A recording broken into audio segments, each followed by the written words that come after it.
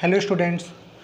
Last class जो आपका matrix हम लोग कर रहे थे उसमें मैंने बोला था कि नेक्स्ट क्लास में मैं आप लोगों को प्रीवियस ईयर आईआईटी के क्वेश्चंस ये सब करवा दूंगा। लेकिन प्रीवियस ईयर आईआईटी के जो मैक्सिमम क्वेश्चन है वो क्वेश्चन मिक्स्ड क्वेश्चन है। एक ही क्वेश्चन में मैट्रिक्स भी यूज हो रहा है एंड डिटर्मिनेंट भी यूज हो रहा है। ठीक है, तो मैं सोच रहा हूँ कि पहले डिटर्मिनेंट ही हम लोग कंप्लीट कर लेते हैं और दोनों चैप्टर जब कंप्लीट हो जाएगा तो रिलेटेड जो भी क्वेश्चंस होंगे वो हम लोग डिस्कस कर लेंगे। इसके अलावा मैंने आप लोगों को डीपीपी सब सारे लोगों को व्हाट्सअप कर दिया है, तो आप लोगों को देखना उस डीपीपी में मैट्रिक्स भी है एंड डिटर्मिनेंट भी है, दोनों की दो एक्सरसाइज हैं। तो आपको करना क्या है कि एनसीईआरटी तो आप कंप्लीट कर ही रहे हो, एग्जाम्पलर प्रॉब्लम भी कंप्लीट आप कर ही रहे हो। इसके अलावा आप उस असाइनमेंट को कर लेना डीपीपी को, तो आपका जेई मेंस लेवल तक का प्रिपरेशन कंप्लीट हो जाएगा। ठीक है, तो अब हम लोग डिटर्मिनेंट स्टार्ट करते हैं। नेक्स्ट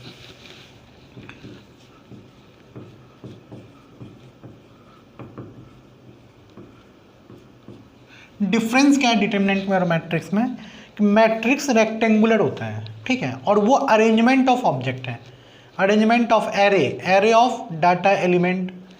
लेकिन डिटर्मिनेंट जो होती है वो तो ऑलवेज स्क्वायर होती है।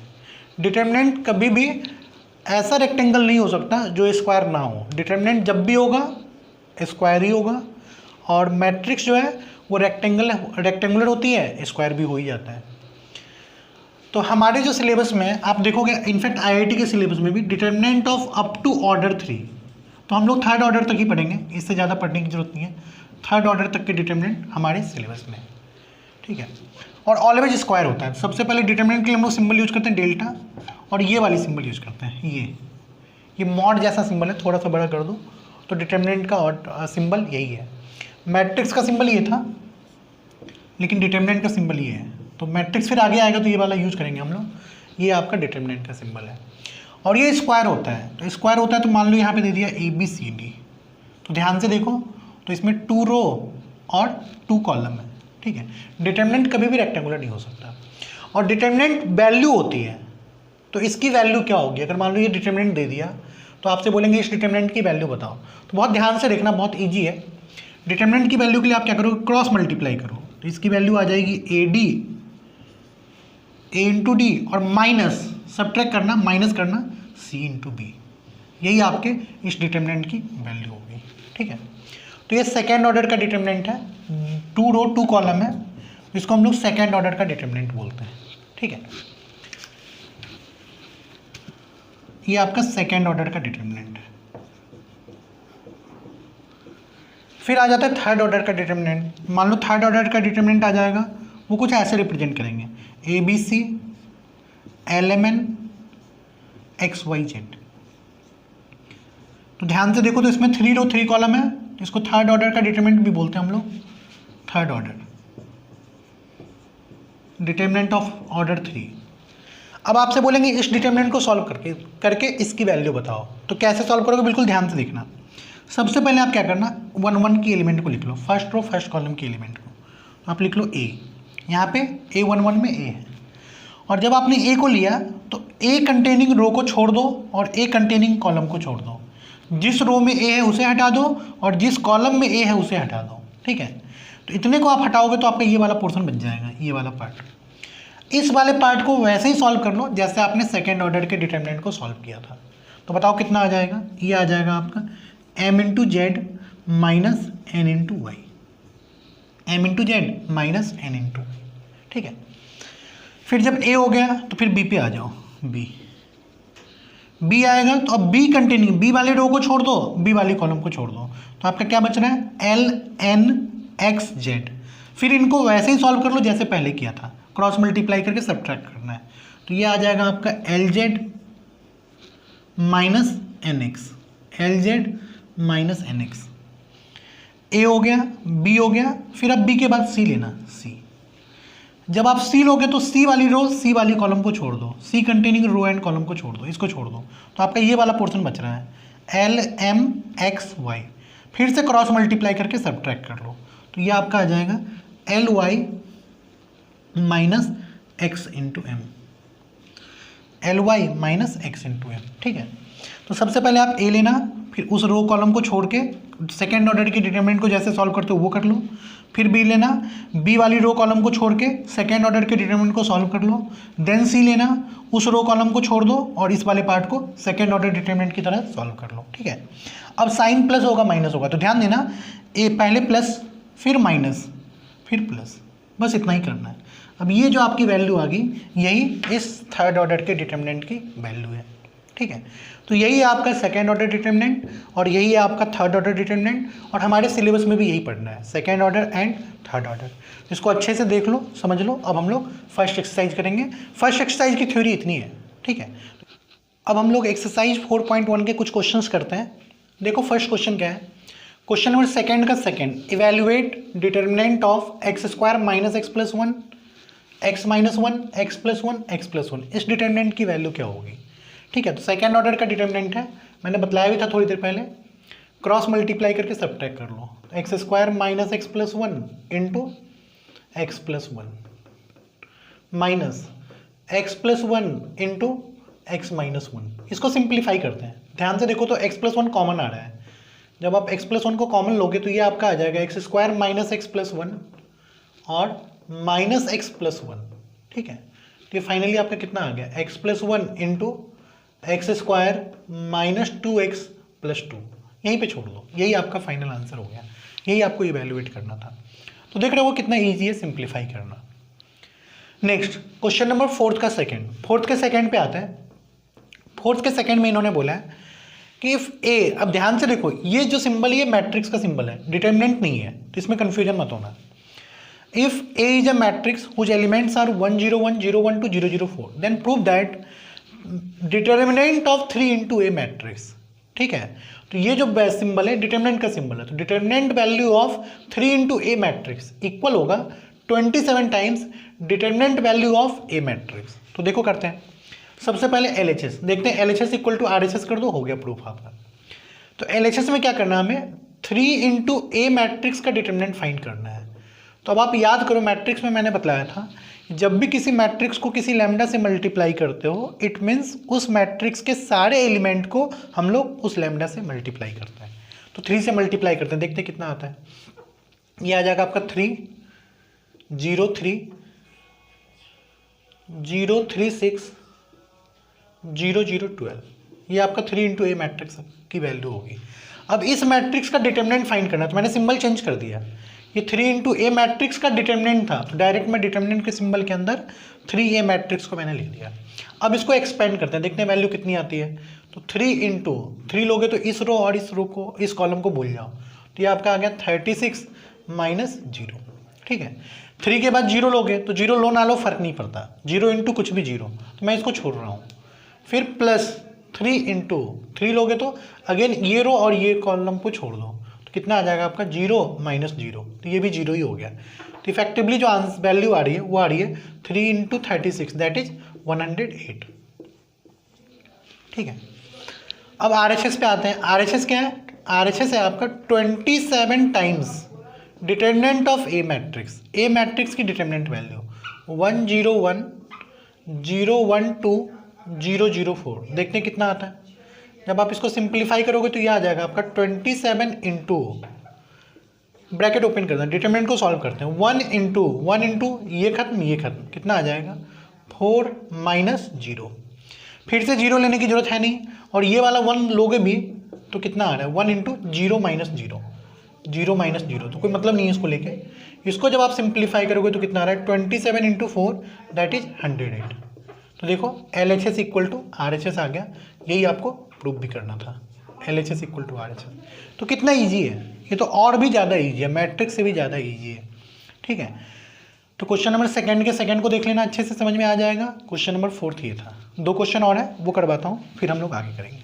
नेक्स्ट क्वेश्चन नंबर 5 के सेकंड पे आते हैं। 5 का सेकंड, इवेल्युएट दिस डिटरमिनेंट। तो ये तो आप डायरेक्ट भी कर लोगे, देखते हैं कैसे करोगे। 5 का सेकंड है, तो 3 इंटू, सबसे पहले 3 लोगे, इस रो और इस कॉलम को छोड़ दो, क्रॉस मल्टीप्लाई करके सब्ट्रैक्ट करना है, तो 1 माइनस 3 इंटू माइनस 2 माइनस 6, तो माइनस माइनस प्लस हो जाएगा, ये 1 प्लस 6 माइनस, फिर यहाँ पे -4 है, तो मैंने बोला था यहाँ वाला प्लस के साथ लेते हैं, यहाँ वाला माइनस के साथ, तो एक माइनस पहले से था और ये माइनस, दोनों मिलके प्लस हो जाएगा। फाइनली 4 इंटू, जब आप -4 लोगे तो इसको छोड़ दो, इसको छोड़ दो, कितना आ रहा है बोलो, 1 इंटू 1 1 माइनस -4, तो ये माइनस माइनस अगेन +4 हो जाएगा आपका। फिर आ जाएगा लास्ट में +5 लोगे तो इस रो और इस कॉलम को छोड़ दो, तो कितना आ रहा है 3 - 2, यही हो गया इसका सॉल्यूशन। देखो कितना आंसर आ रहा है, 6 + 1 7 into 3 21 plus 4 + 1 5 into 4 20 plus 3 - 2 1 into 5 ये आपका टोटल आ जाएगा 46। ठीक है, तो यही आपका 5th के सेकंड का आंसर हो गया। Last question number 8, same exercise का क्वेश्चन नंबर 8 देखते हैं कितना है। इन्होंने बोला है determinant value of x to 18x equal to 6 to 18 6, दो डिटरमिनेंट इक्वल है, तो x की वैल्यू बताओ। तो आप क्या करो, अब इसमें ये मत कर लेना कि x = 6, ऐसा नहीं है, वो मैट्रिक्स में होता है, डिटरमिनेंट वैल्यू होती है। तो आप क्या करो, पहले दोनों को सेपरेटली सॉल्व कर लो। तो इस सेकेंड ऑर्डर का डिटरमिनेंट है, तो इस डिटरमिनेंट की वैल्यू कितनी आ जाएगी, ये आ जाएगी आपकी x² - 36।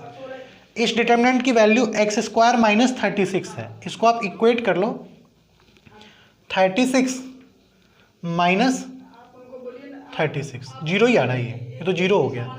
It means x² - 36 equal to 0, x² equal to, या फिर यहीं पे फैक्टराइज कर लो, x + 6 into x - 6 equal to 0 and finally x equal to +-6। ये आपका फाइनल आंसर आ गया, तो ये आपका बी ऑप्शन हो जाएगा। ठीक है, तो फर्स्ट एक्सरसाइज हो गया, कितना इजी था देखो, 10 मिनट भी नहीं लगा फर्स्ट एक्सरसाइज करने में।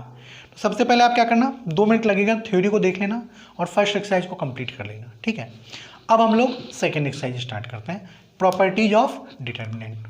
अब हम लोग सेकेंड एक्सरसाइज स्टार्ट करते हैं, प्रॉपर्टीज ऑफ डिटर्मिनेंट। ठीक है, तो फर्स्ट प्रॉपर्टी डिटर्मिनेंट की, the value of determinant remains unchanged if its rows and columns are interchange. तो ध्यान मतलब आप इसको ऐसे ले सकते हो, ट्रांसपोज, एक वर्ड हम लोग यूज कर रहे हैं, मैट्रिक्स में हम लोगों ने ट्रांसपोज किया था, तो कुछ ऐसा ही है। अगर आप डिटर्मिनेंट की रो और कॉलम को इंटरचेंज कर दो, ट्रांसपोज कर दो, तो डिटर्मिनेंट की जो वैल्यू पहले आ रही थी वही वैल्यू बाद में आएगी, कोई चेंजेज उसमें नहीं आएगा। एग्जाम्पल से देखते हैं, ये जो डिटर्मिनेंट है, ये अभी मैंने लास्ट वाली एक्सरसाइज का फर्स्ट एक्सरसाइज के क्वेश्चन नंबर 5 का सेकंड पार्ट जो था वो हम लोगों ने सॉल्व भी किया था और इसका आंसर 46 आया था। ठीक है, तो मैं वही एग्जाम्पल ले रहा हूँ जो अभी 2 मिनट पहले किया है। अब इन्होंने क्या बोला, एक रो कॉलम को इंटरचेंज करना है, मतलब एज जस्ट लाइक ट्रांसपोज। तो आप 3 - 4 5 फर्स्ट रो है उसे फर्स्ट कॉलम में कन्वर्ट कर लो, 1 1 - 2 को फर्स्ट सेकेंड कॉलम में कन्वर्ट कर लो, 2 3 1 को थर्ड कॉलम में कन्वर्ट कर लो और इस डिटर्मिनेंट को सॉल्व करके देखो। तो प्रॉपर्टी क्या है, इसकी वैल्यू अगर 46 आई है तो इसकी वैल्यू भी 46 ही आएगी, वो हम लोग वेरीफाई करते हैं। तो देखो क्या आ जाएगा, 3 इंटू 3 लोगे तो कितना आ जाएगा, ये 1 -6 दैट इज +6। फिर 3 के बाद -1 लोगे तो -1 इंटू ये वाली रो और ये वाली कॉलम छोड़ दो, तो -4 -5 इंटू 3 15, फिर +2, इसके बाद +2 लोगे, +2 इंटू 2 लोगे तो ये रो ये कॉलम छोड़ दो, तो कितना आ गया आपका 8 - 5। ठीक है, अब इसको सिंप्लीफाई करते हैं, तो 6 + 1 7 इंटू 3 21 -19 इंटू -1 +19 और 8 - 5 3 इंटू 2 6। तो देखो आप ये कितना आ रहा है, ये आपका 46 ही आ रहा है। ठीक है, तो इसका मतलब अगर आप डिटर्मिनेंट को रो कॉलम को अगर आप आपस में इंटरचेंज करते हो तो डिटर्मिनेंट की वैल्यू चेंज नहीं होगी। यही है फर्स्ट प्रॉपर्टी। प्रॉपर्टी नंबर 2 पे आ जाओ। सेकेंड प्रॉपर्टी है, इफ एनी 2 रो और कॉलम, ध्यान देना, किसी 2 रो को या किसी 2 कॉलम को of a determinant are interchange, आप इंटरचेंज कर रहे हो, आपस में इंटरचेंज कर रहे हो। मान लो मैंने फर्स्ट कॉलम को थर्ड कॉलम से इंटरचेंज कर दे रहा हूँ। ठीक है, तो sign of determinant changes, determinant का साइन चेंज हो जाएगा। साइन का मतलब पहले 46 आया था आंसर, तो अब -46 आएगा। चलो करके देखते हैं, किसी भी 2 रो या कॉलम को कर सकते हो। तो अगर आप चेंज करने के बाद ये आ जाएगा आपका 5 - 2 1 -4 1 3 3 1 2, ये आ गया। अब देखो इसको सिंप्लीफाई करोगे तो 5 इंटू 5 लोगे तो ये रो और ये कॉलम छोड़ दो, ये आपका आ गया 2 - 3 फिर माइनस माइनस प्लस 4, 4 इंटू 4 लोगे तो इसको छोड़ दो, इसको छोड़ दो, ये आपका आ जाएगा -4 -1, -4 -1। फिर +3 इंटू 3 लोगे तो इस वाली रो और इस कॉलम को छोड़ दो, -6 -1, -6 -1। देखो कितना आ रहा है, ये आपका आ जाएगा 2 इंटू 3 2 -3 -1 -5 इंटू 4 -20 -7 इंटू 3 -21। तो ये आपका -46 आ रहा है। ठीक है, तो यही है सेकंड प्रॉपर्टी, किसी भी दो रो, ऐसा नहीं कि कॉलम को ही, रो को भी कर सकते हो। मान लो अगर आप इन दोनों को इंटरचेंज कर लो, इन दोनों को, तो आप ट्राई करना, देखना फिर से वैल्यू -46 ही आएगा। ठीक है, नेक्स्ट है प्रॉपर्टी नंबर 3। थर्ड प्रॉपर्टी है, इफ एनी टू रो और column of a determinant are identical और प्रोपोर्शनल।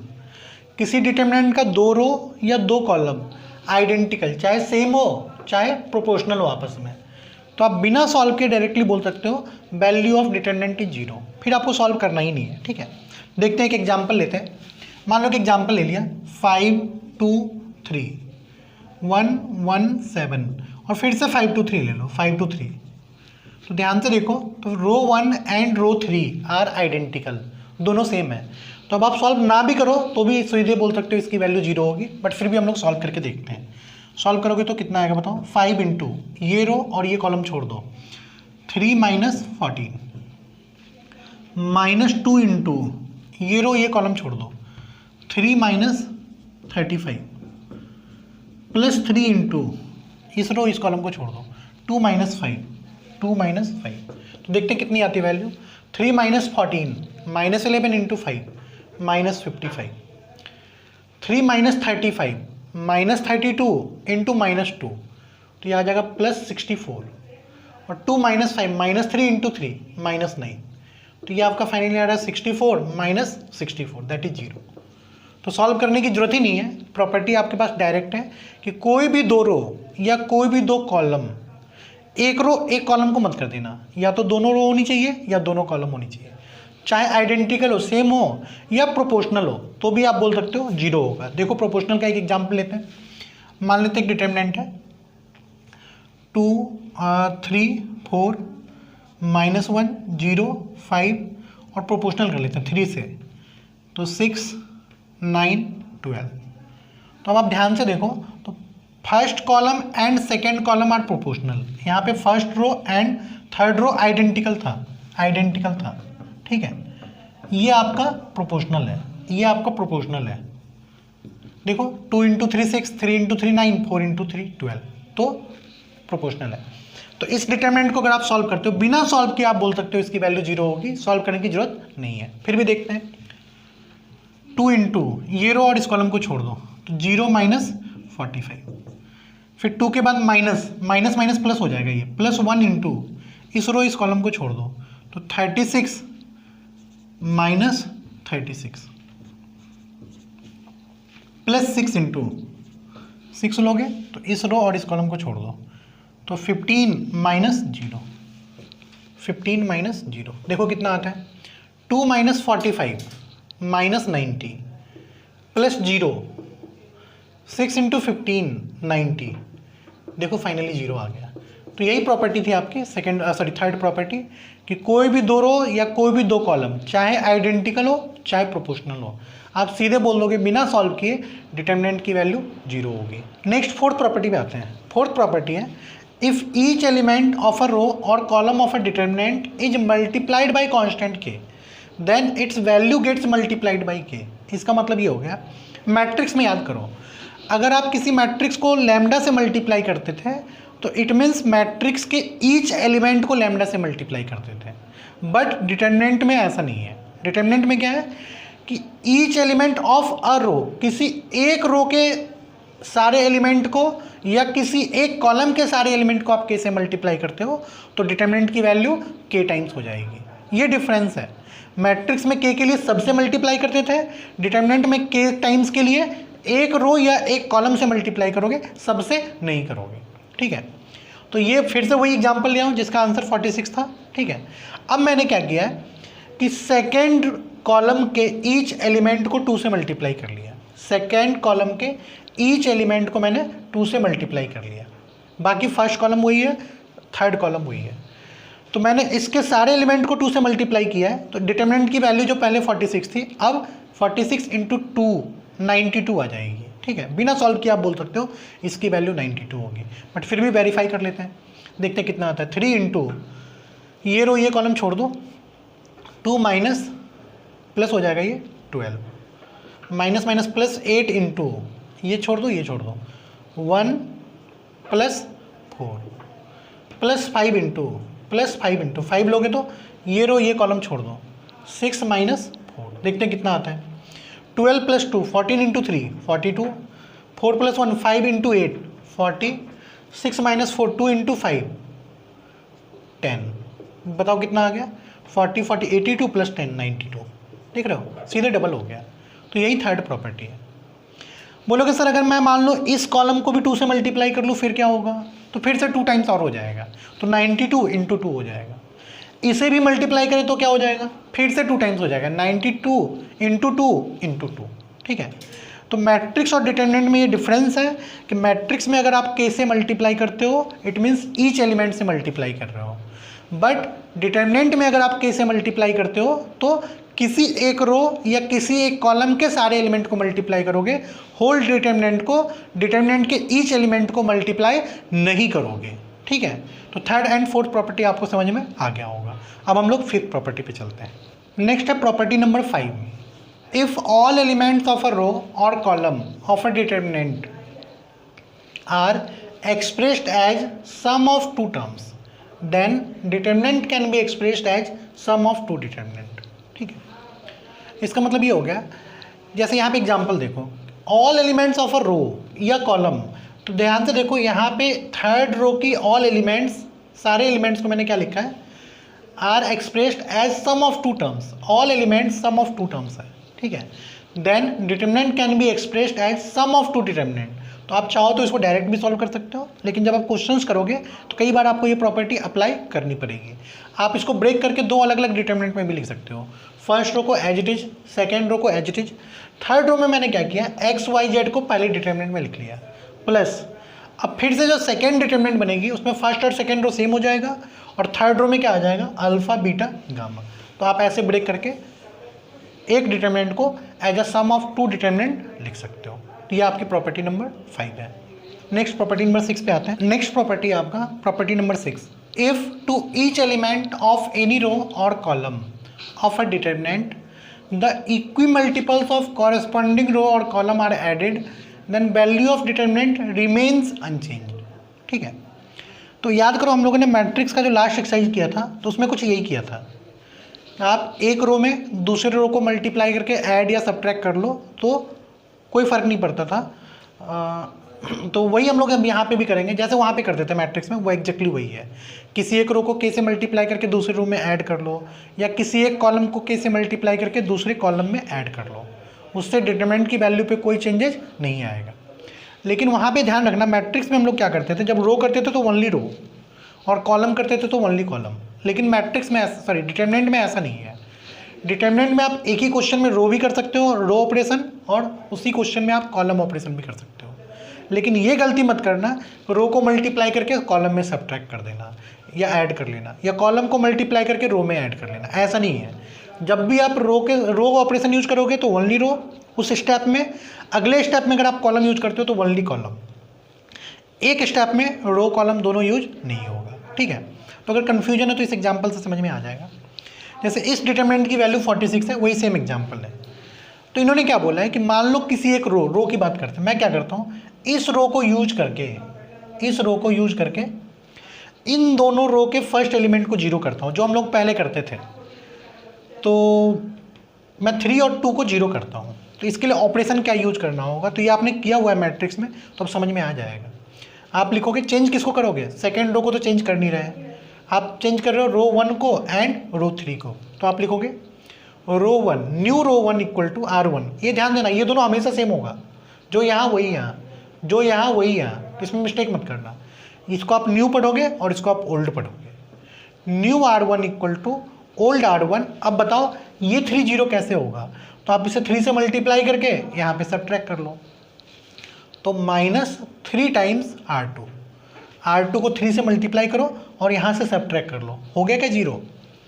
अब बताओ इस 1 को यूज करके ये 0 कैसे होगा, तो 2 से मल्टीप्लाई करके यहाँ पे सब्ट्रैक्ट करोगे, ऑपरेशन क्या लिखोगे, चेंज कौन सा रो हो रहा है, थर्ड रो, तो आप लिखना new third row equal to old third row, ये दोनों ऑलवेज सेम होनी चाहिए।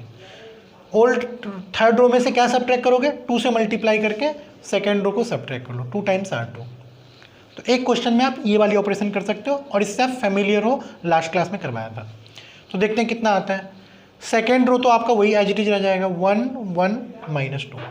अब मैं क्या कर रहा हूँ, 3 से मल्टीप्लाई करके ऊपर सब्ट्रैक्ट कर रहा हूँ, 3 से मल्टीप्लाई कर लो 3, इसमें से सब्ट्रैक्ट करो, तो 3 में से इसको सब्ट्रैक्ट करोगे 3 को तो 0 आ जाएगा। 3 से मल्टीप्लाई कर लो 3 और -4 में से 3 को सब्ट्रैक्ट करना है तो -7। 3 से मल्टीप्लाई कर लो तो -6 और 5 में से -6 को सब्ट्रैक्ट करना है तो ये प्लस हो जाएगा, 5 + 6 11। यहाँ पे आ जाओ, 2 से मैं क्या कर रहा हूँ, थर्ड रो में सेकेंड रो को 2 से मल्टीप्लाई करके सब्ट्रैक्ट कर रहा हूँ, तो 2 से मल्टीप्लाई करो 2 और इसमें से सब्ट्रैक्ट करना है थर्ड रो में से, तो ये आपका 0 हो जाएगा। 2 से मल्टीप्लाई करो, ये हो गया 2, 3 में से 2 को सब्ट्रैक्ट कर लो तो ये आपका 1 हो जाएगा। फिर से 2 से मल्टीप्लाई करो, -4, 1 में से -4 को सब्ट्रैक्ट कर लो तो ये आपका 5 आ जाएगा। ठीक है, तो ये डिटरमिनेंट हो गया। मैंने 2 ऑपरेशन लगाया है रो का। देखते हैं डिटरमिनेंट की वैल्यू कितनी आती है, उतनी आनी चाहिए, 46 चेंज नहीं होगा, यही प्रॉपर्टी है। तो जब आप ओपन करोगे तो 0 से ओपन करने का कोई मतलब ही नहीं है।